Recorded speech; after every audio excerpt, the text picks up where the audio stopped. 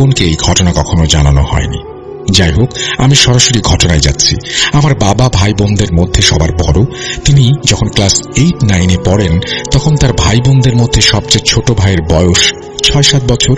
আমার দাদা স্কুলের শিক্ষক ছিলেন, প্রচন্ড সৎ এবং ধার্মিক একজন মানুষ। তিনি শখ করে একটি বাছুর সহ গাভী পালতেন। গরু মাঠে নিয়ে যাওয়া এবং মাগরিবের সময় ঘরে আনার দায়িত্ব ছিল আমার এই 6-7 বছর বয়সী চাচার ওপর। তখনকার দিনে অল্প বয়সে অনেক দায়িত্ব পালন করতে হতো, যা আমরা ঢাকার মানুষরা বুঝবো না। যাই হোক, বৈশাখ চলছে তখন। সেদিন দুপুরের পর থেকেই আকাশে মেঘ জমতে থাকে। বাড়ির সামনে একটু খোলা ময়দান, তার সামনে দিয়ে মাটির রাস্তা চলে গেছে। রাস্তার অপর পাশে পুকুর। রাস্তা ধরে কয়েক ফুট এগোলেই ধান ক্ষেত। মাটির রাস্তার মাঝ দিয়ে উঁচু করা দুপাশে ক্ষেত। ক্ষেতের পানি যাওয়া আসার জন্য পাশ দিয়ে ছোট্ট নালার মতো করা, সেখানে 2-3 ফুটের মতো পানি। তো আকাশে মেঘ দেখে আমার দাদি সেদিন একটু আগেই সেই চাচাকে গরু নিয়ে আসতে পাঠান। চাচা যখন গিয়েছে তখনও মাগরিবের আজান দেয়নি। বাড়ির সবাই যে যার মতো ব্যস্ত ছিল। একসময় প্রচন্ড ঝড় বৃষ্টি শুরু হয়। সবাই তখন ঘরের মধ্যেই আশ্রয় নেয়, কিন্তু ভুলে যায় সেই ছোট্ট ছেলেটার কথা, যাকে গরু আনতে পাঠানো হয়েছিল। সারা রাত প্রচন্ড ঝড় বৃষ্টি হয়। এত ঝড় যে বাইরে যাবার মতো অবস্থা ছিল না। রাত গভীর হতে থাকে। একটা সময় ঝড় কমে আসে। বাড়ির সবাই মিলে তখন সেই ছেলের খোঁজে বের হয়।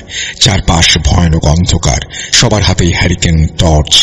বাড়ির আশেপাশে পুকুর পাড়, পাশের জঙ্গল, কিছুই বাদ যায়নি। কোথাও খুঁজে পাওয়া যাচ্ছিল না তাকে। হঠাৎই ক্ষেতের পাশ থেকে কেউ একজন চিৎকার করে ডাকতে থাকে সবাইকে। সবাই ছুটে যায়। তারপর তারা দেখে সেটা এতটাই ভয়ঙ্কর যে এই স্মৃতি মোটামুটি পরিবারের কেউই মনে রাখতে চায় না।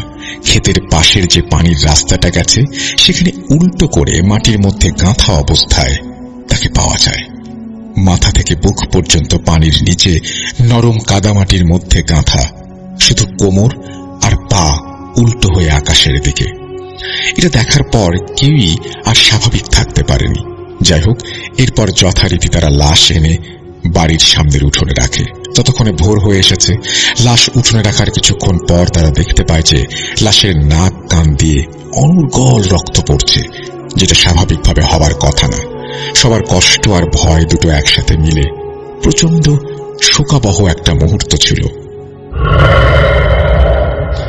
এই পর্যন্ত আমরা জানতে পেরেছিলাম ঘটনাটা। স্বাভাবিকভাবেই কৌতূহল থেকেই জানতে চেয়েছিলাম তারপর কি হয়েছিল।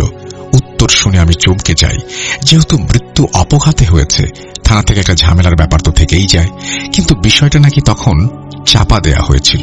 মানে বাড়ির সবাই এবং প্রতিবেশীরা বেশ আতঙ্কিত হয়ে যত দ্রুত সম্ভব কবর দিয়ে ফেলে পুলিশের ঝামেলায় না গিয়ে। এই বিষয়টি নিয়ে যতবারই আমার বাবা আর চাচাদের সাথে কথা বলতে চেয়েছি বা জানতে চেয়েছি, কেউই কখনো স্বস্তি বোধ করেননি, এখনো করেন না। আমি জানি না কেন। হয়তো ছোট ভাইয়ের এভাবে মৃত্যু তাদের যন্ত্রণা দেয়, অথবা হয়তো সেই অমীমাংসিত ভয়ঙ্কর রাতের স্মৃতি কেউ আর মনে করতে চায় না। খুব জোর তাই আর করিনি, কারণ আমি জানি আমার পরিবারের এরকম কিছু ঘটনা আছে যেগুলো বলতে গেলে হয়তো অনেক সময় নিয়ে ফেলা হবে। আমি নিজে এগুলো নিয়ে ঘাঁটাঘাঁটি করেছি। মজার ব্যাপার হচ্ছে সবগুলোই একটি আরেকটির সাথে সামহাউ লিঙ্কড। এই ছিল আমার ঘটনা। যদি কখনো সম্ভব হয় তাহলে এই ঘটনার লিঙ্ক ধরেই পরের ঘটনাগুলো আপনাদের সাথে শেয়ার করব। ইতি।